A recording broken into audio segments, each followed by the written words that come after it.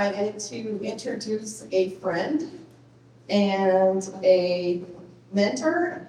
He's on our advisory board, one of our definite advisors that we listen to. Sometimes I don't always want to hear his advice, but I do listen to it because he's a very smart person and he has really helped New Space Nexus progress. And so this is Dan Schatzman. His background is he led a couple of Fortune 500 companies, Emerson Electric, Monsanto. He's a value multiplier, I would say. He now is president of Jaguar Precision, one of our corporate sponsors, and he's the CEO for SpaceFund. And I think you are going to enjoy this presentation. Welcome, Dan. All right.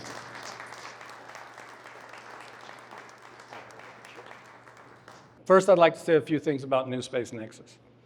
Let's look at the time value of money, startups, and the space industry. If you look at New Space Nexus, they're about 5 years old. Take a look at the infrastructure that you see here today. In the last couple of years, New Space Nexus has raised $50 million for startup companies. That's non-dilutive funding, as well as help them get some investments from investors like us. When you speak to Ariel, Scott, and Casey, think about what this accelerator incubator has done for the space community and for the state of New Mexico. I personally think New Space Nexus should be a nationwide organization because of the incredible work they do in helping startups find customers and find investors. So I just wanted to make sure we gave a congratulations to them and let them know how much we appreciate them. Can you start the video? So I'm going to start a video which talks about the last few years in very clear terms, and then I'm going to go ahead and give this presentation. This is Starlink, and this is how fast Starlink has been putting up their different satellite systems. And in what a short time, Starlink has been able to cover our entire planet with very fast, capable internet. What I'm going to try to get people to understand is how fast the space industry is growing, why it's really important what we're doing today, how that's going to have a multiplier effect in the future, and then how we at SpaceFund choose our investments. So the point of that is, I just said that New Space Nexus has been around for 5 years, SpaceFund's been around for about 5 years, and Starlink's been around for just over 5 years. The thing that I find so remarkable about Starlink is it's not only a commercial system, but it's also been used by the Department of Defense. And I'm going to hit a slide a little bit later that emphasizes how is space really impacting both the commercial side and the DOE/DoD side. So it all came back down to 75 years ago at Bretton Woods. In Bretton Woods, a lot of decisions were made. We all know about the IMF. We all know how World War II ended. We all know how there was a new financial system created. What a lot of people don't realize is during Bretton Woods, the United States was the only standing Navy. And because we were the only standing Navy, we were able to stop pirates. We were able to create a safe zone because the cheapest way to transport goods from one location to another is over the water. And so what we did as Americans is we created an opportunity for about 4 billion people to be raised out of poverty. And this was a game-changing situation for the world. We're in a similar situation now because whoever controls space is going to control the world.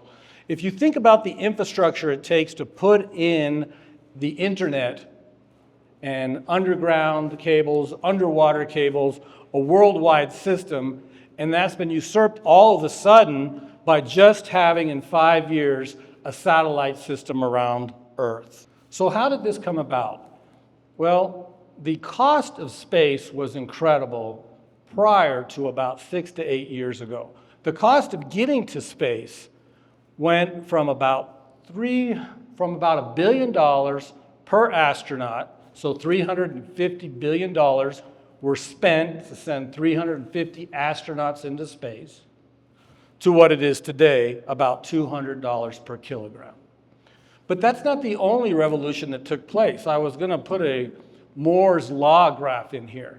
In the last 40 years, because of Moore's Law, we've had a computing capability that has been just incredible in just a short period of time, which gives you an expanded capability. So a bus was the size of a satellite maybe 40 years ago, and today it's the size of a loaf of bread, but it can do 10 to 20 times more than that bus can do. So you've had an exponential growth in computing capability. Everybody's cell phone can do more than the Los Alamos National Labs computer could do 40 years ago. It's more than a Cray computer. So it's incredible the amount of capability that we have, and that capability is available now in space just like it has been on Earth. But when you look at the exponential growth of objects going into space, where these vehicles, satellites, whatever you want to name them, it's incredible how fast in just a short period of time we're getting things into space. So that's a hockey stick you really can't see in any other industry. So that's an incredible growth rate for and opportunity for everybody in this room. And that means jobs, really good jobs. The space industry has jobs for astrophysicists, engineers, but accountants, finance people. Everything that you need on Earth as far as a job goes, you need in space, and it's very competitive right now. So those jobs for people that are working in the space industry are growing at the same rate as the number of objects that you see going into space. Please keep that in mind when I get to my last slide, when I talk about New Mexico and how this is going to have such a great impact on this state for high-quality jobs. And that growth is accelerating. So a lot of people are asking the question, okay, how much of this is U.S. defense driven and how much of this is commercial? And I thought probably 80% defense, 20% commercial, until a professor from Stanford, right? Yes, came and had this slide. And I was blown out of the water. I went up and found you. I couldn't believe the amount of jobs in the private sector that are being created by space. And that's why I showed the video in the beginning, because those are mostly private sector usage for the Starlink system. So it's incredible how this has been going on for a long time and how fast it's growing on the commercial side as well as the defense side. So we're riding a wave. We're riding a wave into space. I'm a big Charlie Munger fan just because of, common sense approach to investing. And as an investor, SpaceFund, we're really seeing an opportunity here and investing very carefully in the different companies that are available. So we have a very small contribution. I'm not as smart as an astrophysicist. I'm not the one that's engineering and building these things. My job is to find people that are like the gentlemen and women in these cohorts that are inventing a technology that's going to change the world or solve a problem that no one else can solve.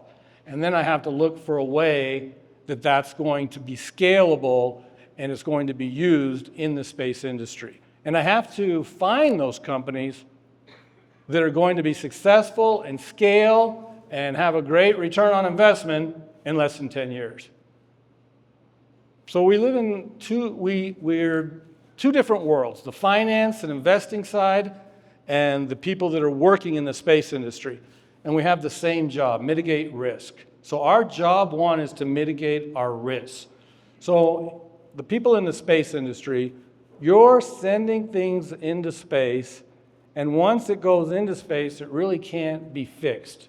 There's nothing that can be done.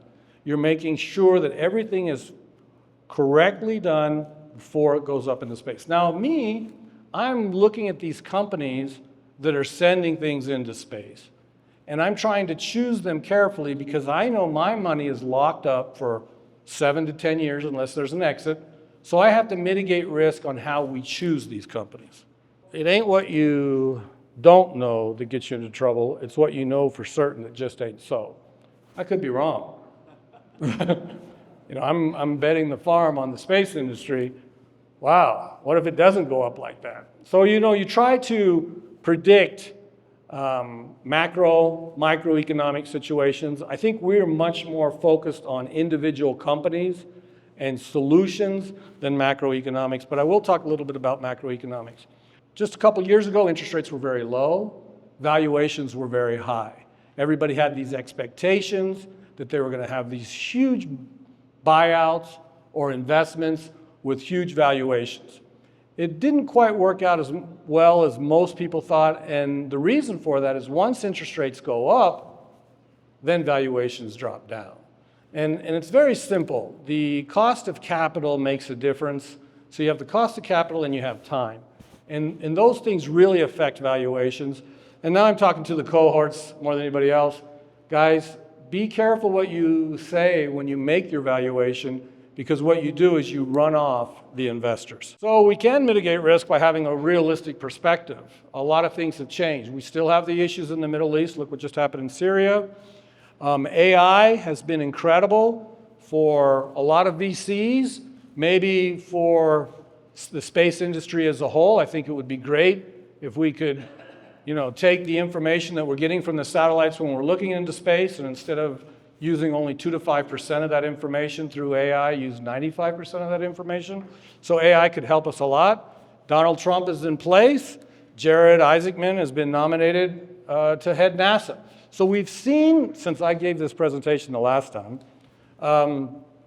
major changes that are going to affect the space industry in a very short period of time, as well as that continued growth that I showed on the last slide. So who's the SpaceFund team? So the secret to my success has been I find people a lot smarter than me, and I listen to them. That's it. It's very simple. Our general counsel is a gentleman that, worked for Blue Origin. Our CFO was with Banco Santander. Megan is the one that was the founder here. Many of you actually know Leo Womack. He is a person that started the angel investors in Texas. And Leo Rodriguez, who I worked for 20 years. He's run about $4 billion worth of companies at Emerson Electric. There's another Emerson Electric alumni here, John. And so we, you want to find people that you can rely on, that understand business and understand the space industry. So what is our process? Hunting for space unicorns.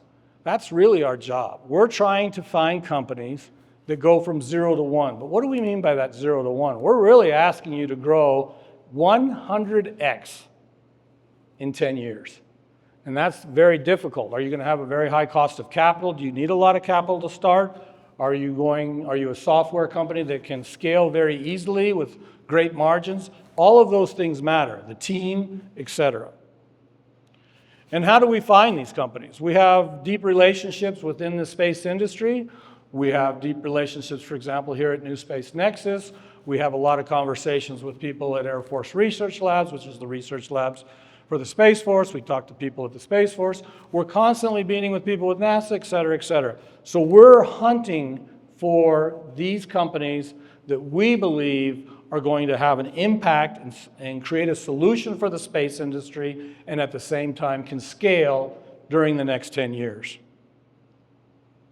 So there's a big difference between a PE investor and a venture capital investor, and this is something that gets confused a lot in our conversations. So I just want to mention that we were at a PE aerospace convention recently, and one of the things that was said is without a program of record, you're buying into an overly hyped R&D machine. Wow, that's what I'm looking for, is these overhyped R&D machines. So, a lot of people just do SBIRs, and they're called SBIR houses. And we have to avoid people that just live from one SBIR, phase 1, phase 2 to the next, and really never have a product, really never have something that's going to create a solution or change the space industry. But at the same time, I'm not a PE house. So A PE investor is going to take leverage and he's going to invest in a space company or another type of company based on earnings that he has seen in the past. A venture capital investor is going to find a company that's brand new, a group of people or a person, an entrepreneur that has this incredible idea, and he's going to create something from nothing and maybe change the world, as you've seen SpaceX do recently. And then we have portfolio management, we have risk control. So we're raising a $200 million fund right now, and probably no more than 5 to 10% of that fund will ever be put in one company. And there's a number of other things that we do to make sure that we're very careful on our investments. For example, a lot of people aren't going to like this. We're not Y Combinator enthusiasts when it comes to safes. We don't like safes. So if you're going to bring us a safe, you're probably not going to get us to invest. And we are very concerned when startups take bridge loans, because then they're paying interest. There's usually a high interest rate that can be convertible into an investment. And we find that precarious, because then you see startup CEOs focused on making payments instead of making new technology. So we're very careful with that. So how do we find intrinsic value in a startup? How do you find a space unicorn? Laws of physics. You know, everybody loves to say, well, I'm only bending 1 to 2 laws of physics when they're giving their presentations. And you're thinking to yourself, well, thanks. Let's see how this goes. And then you're trying to find their engineering standards. Do they have a good engineering team? Are they going to survive when they put their vehicle, or are they going to survive when they have their software and it's operating in space?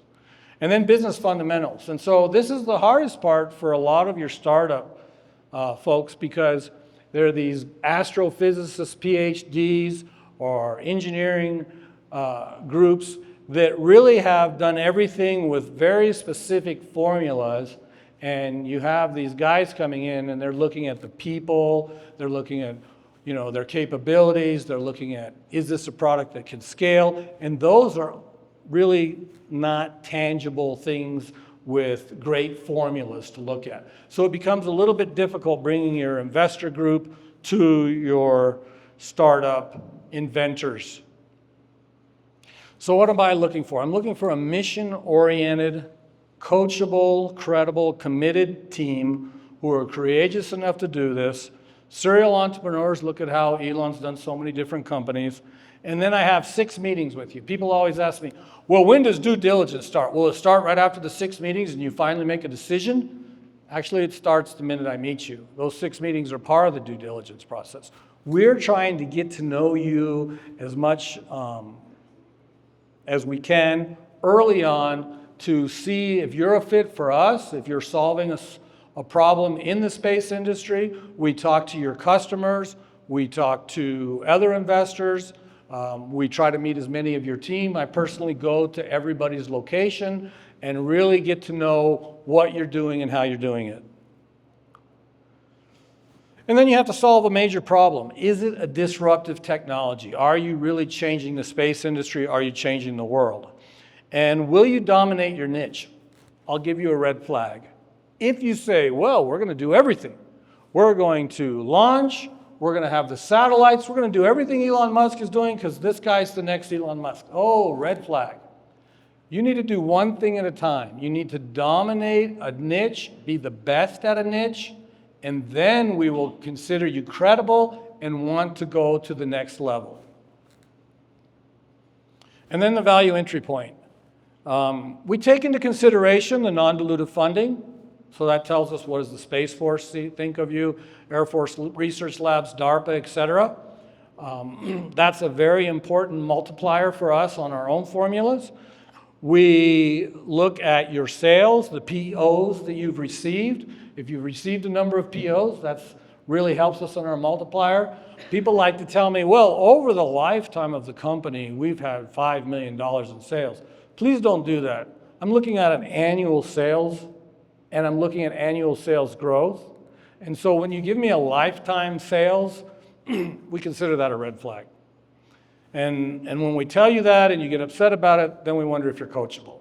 So there's a process here. There's the 6 meetings.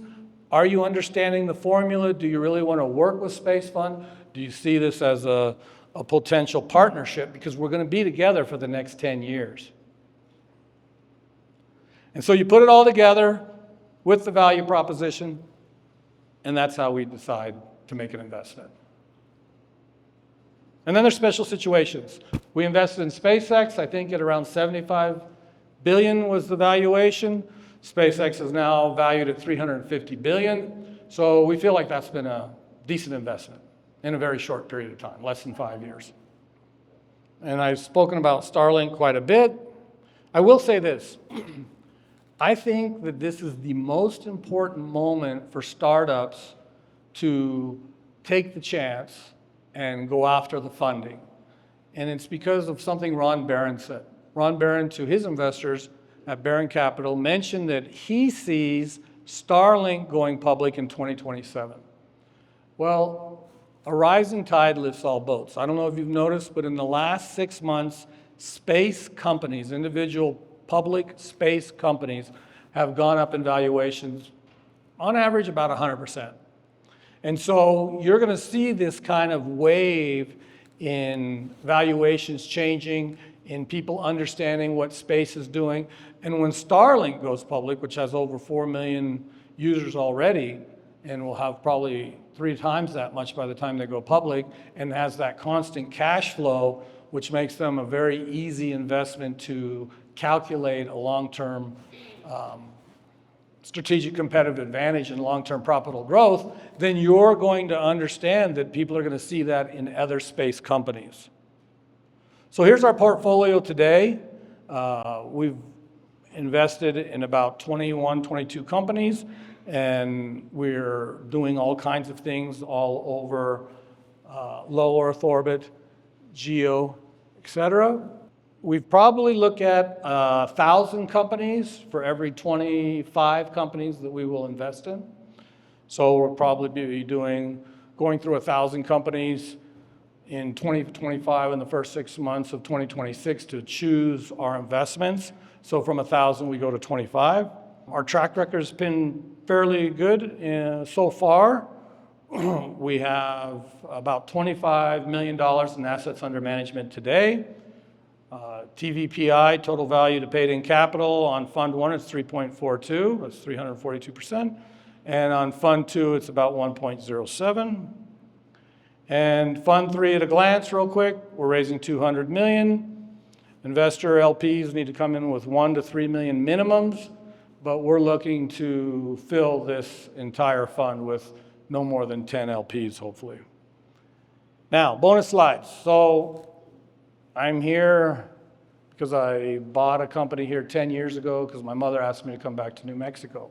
So I'm originally from New Mexico, and that's how I got into the space industry. And I'm going to talk about New Mexico in a way that I hope gets people to understand that you're in the center of what's happening in the space industry today. This is a tremendous opportunity for this state, and I hope that I'm transmitting this opportunity to you in a way that's quantifiable. So New Mexico is the center of what we call the Space Valley. I've heard a lot of people come up with this phrase, the Space Valley. Casey and I joke all the time who came up with it first, but it's very real. You have Boca Chica at the bottom of Texas, where Starbase is located and Elon is launching from. And then you kind of move up that, and there's a lot of different Air Force bases. You have Blue Origin first, still in Texas.